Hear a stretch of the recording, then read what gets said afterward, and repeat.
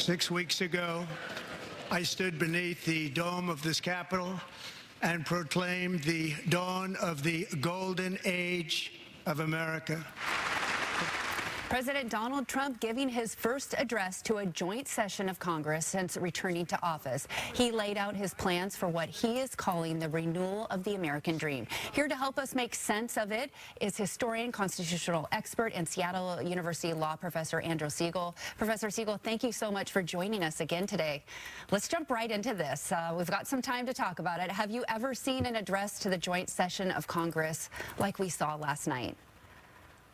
No, I mean, just like most things that this president does, the speech was kind of unprecedented, going very far, playing loose and fast with the truth, making claims about presidential authority and the things that he's going to do that, as we'll talk about, are dubious. So no, it was like a lot of things President Trump does, something that we haven't seen before. Yeah, something surprising on every turn. Now, Article 2 of the Constitution provides the executive power shall be vested in a president of the United States of America. The White House just announced plans to cut 80,000 Veterans Affairs employees. That's on top of the thousands of other workers already laid off. Are those actions within his Article 2 powers? Probably not. I mean, there are a whole bunch of statutes and rules and congressional appropriations that structure the federal government. The president's authority is basically to implement what Congress does. The president, of course, has some discretion to manage the executive departments. There are some legitimate disputes about whether particular protections for particular kinds of workers, are unconstitutional, and the president should have the ability to do some changes to the department. But the kind of wholesale ignoring of the civil service, ignoring of the structuring of government, ignoring of the expenditures by Congress, is a claim of executive authority that goes well beyond what even the most aggressive executives have claimed before. And Trump has issued several executive orders in his first month, like we talked about. For example, his executive order would require children born on U.S. soil to have at least one parent with U.S. citizenship or a green card to be classified as born a U.S. citizen. Federal District Court Judge John C. Kuhnauer in Washington State called the order blatantly unconstitutional. Do you agree with that, Judge? I do, and so do most every commentator, and probably almost every lower court judge. The 14th Amendment is pretty clear in its language. It creates birthright citizenship. It has one small limiting phrase that historically, through the Supreme Court opinions and the commentators on all sides, have been interpreted primarily to deal with very narrow groups of people, like children of ambassadors, children of invading armies.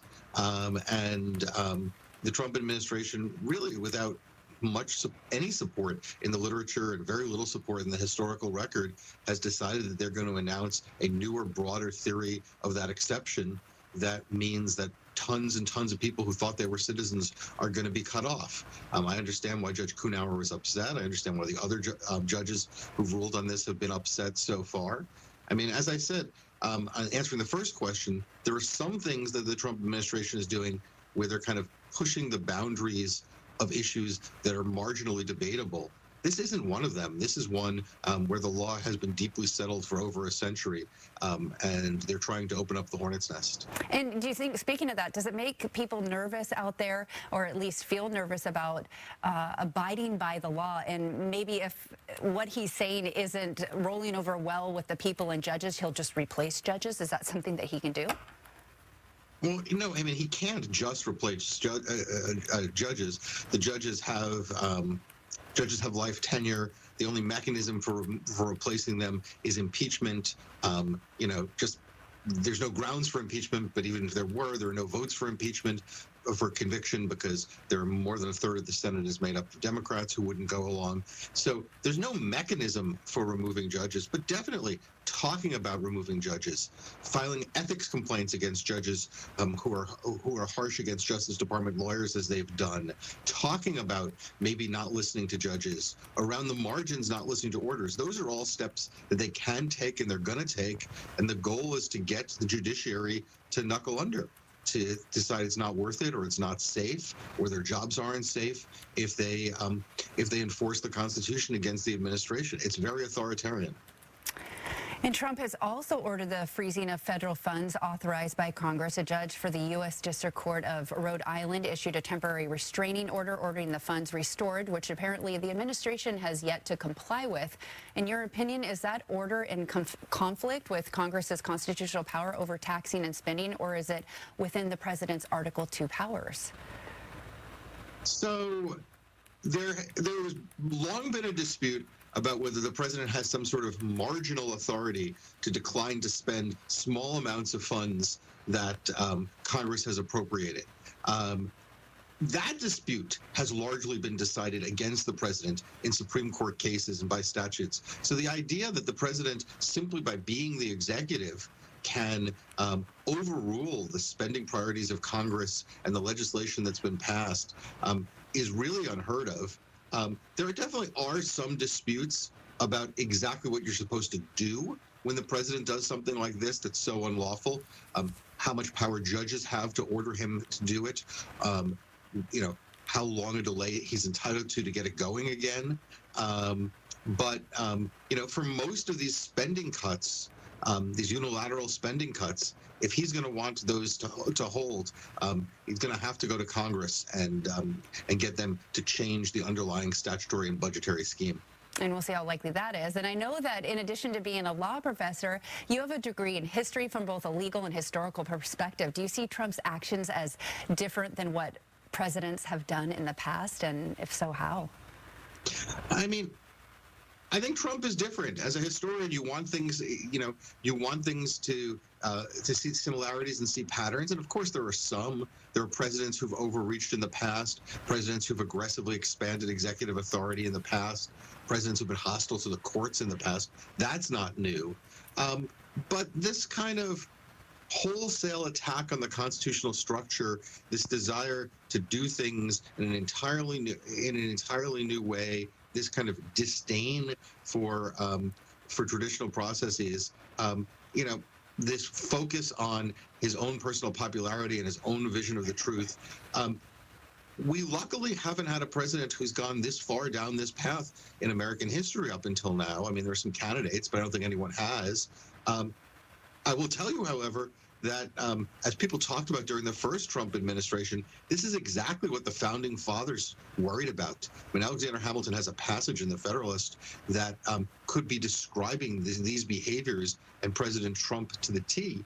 And they had hoped that they had built a structure that could handle such people. They knew such people were a danger to the continuity of the republic, to what they built and what they hoped would survive. So I don't think anyone who's read history is surprised that a Trumpian figure arose to challenge our basic structures of government. All right. So presumably several of Trump's actions will wind up in the Supreme Court. Following the Supreme Court decision in the Cherokee case, President Andrew Jackson was reported to have said about the court's Chief Justice John Marshall, quote, "John Marshall has made his decision. Now let him enforce it." If the Supreme Court were to rule any of Trump's actions illegal or unconstitutional, what means does the court have to enforce its orders if Trump's refused to comply with those rulings?